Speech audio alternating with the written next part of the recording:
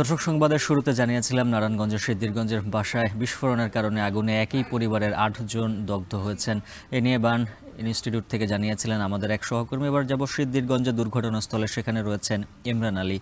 ইমরান, জানাবেন কখন কিভাবে এই দুর্ঘটনা ঘটলো আর কি বলছে ফায়ার সার্ভিস?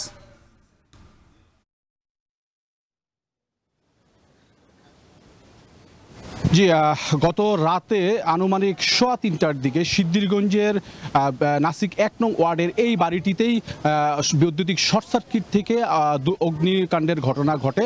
আমাদেরকে ফায়ার সার্ভিস তেমনটি জানিয়েছিল। তো ফায়ার সার্ভিস সেই অগ্নিকাণ্ডের খবর পেয়ে ৩:৩০টার দিকে তারা ঘটনাস্থলে আসে এবং ২টি ইউনিট কিন্তু সেই সময় তাৎক্ষণিক আগুন নিভাতে কাজ করে।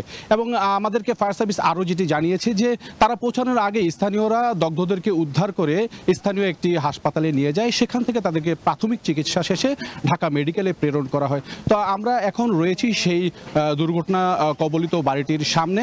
আমরা যেই বাড়িটির সামনে আছি সেই বাড়িটি হচ্ছে নারায়ণগঞ্জ সিটি কর্পোরেশনের পূর্ব পাইনাদি মিজমিজি জাকির খন্দকার ভিলা নামে একটি বাড়ি। সেই বাড়িটিতেই অগ্নিকাণ্ডের ঘটনাটি ঘটে।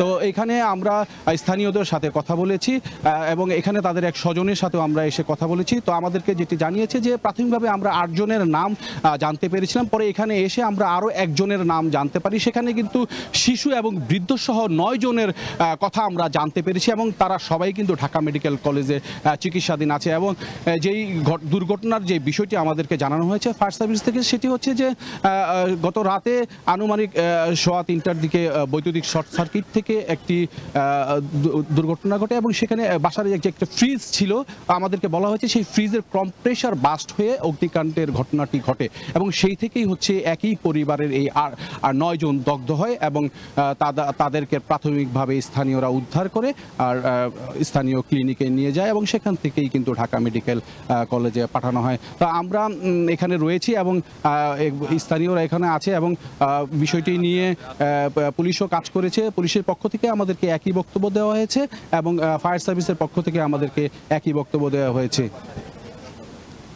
জি, এখন এই মুহূর্তে তারা সবাই বার্ন ইউনিটে রয়েছে। তো এই ছিল নারায়ণগঞ্জের দুর্ঘটনা কবলিত অগ্নিকাণ্ডের দুর্ঘটনা কবলিত এই স্থান থেকে সবশেষ।